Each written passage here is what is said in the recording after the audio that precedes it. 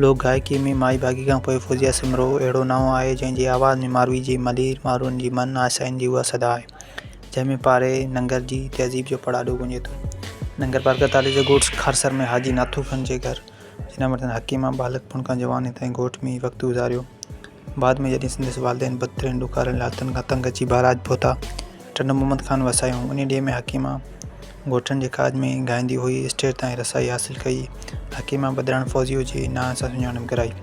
Radio Pakistan Hyderabad ताईं सिंधी खेतियुनि जॾहिं सिंध जे हवाइनि उतारण वारनि वसीतनि जो रुख कयो, हज़ारनि दिलनि जी धड़कननि में फौजिया जा आलाप रुदम बणिजी रक़्स करण लॻा हुआ। इहो दौरु ऑडियो कैसेटनि जे अरूज जो हो।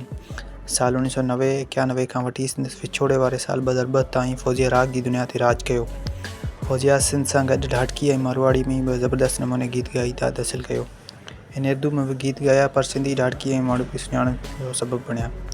हिकिड़े पासे हिन जे गीतुनि में प्यार इक़रार जो कथाऊं आहिनि त इंतज़ार में इश्क पार अखियुनि सां उसीड़ा बि आहिनि, महबूब सां उजतो आहिनि त संजीदा शिकायतूं बि आहिनि, महबूब जे महरूमी जो माटी को मातम बि आहे त वसल जे सराणे वाला बि जमाला बि आहिनि, धरती जे दर्दनि जा सुॾका बि आहिनि न त मानायतनि मारूरनि जी सक़ाफ़ती झलक में झुनकंदा अदाऊं बि आहिनि। हिन जी ढाटकी ऐं मारवाड़ी लहजे में ॻायल गीतनि सां मिठास जी माखी लारनि में पलटियल जेके आलाप आहिनि उहे आम थोरी ख़ासि जी दिलि ते हरू असरु छॾनि था।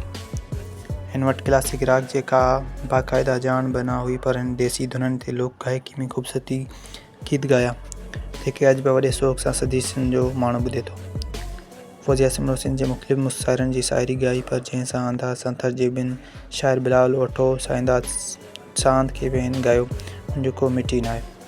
को त अहिड़ो हुजे हाल मुंहिंजा पुछे, इहो गानो तव्हां ॿुधो या कहीं हथ लाया त घोड़ा गड़ी वियो। इहो ॾाढो गानो मशहूरु थियो सिंध में। इहे सरगम ते पथर दिलियों में मेन ते पवनि थियो। रूह जूं तना कैफ़ियतूं माण्हुनि खे सारूणनि जे सहरा में रोली छॾनि। फौजिया सिमरो थर जहिड़े पुठिते पियल इलाइक़े हिकिड़े नंढे ॻोठ मां उभरी जेका ख़ला ख़ैतर मनता हासिल कई।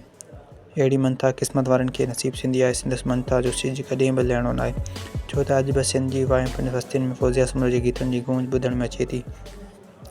सित जे ही पंहिंजे अंदाज़ सां गायकी ज़िंदगी दौरान 2 भेरा बीमारियुनि जी सख़्त पीड़ाइनि मां गुज़री 2 भेरा बीमारियुनि जी सख़्त पीड़ाइनि मां गुज़री आख़िरकार 4 सितंबर 2002 में इंसानी दुनिया में लालाणो करी।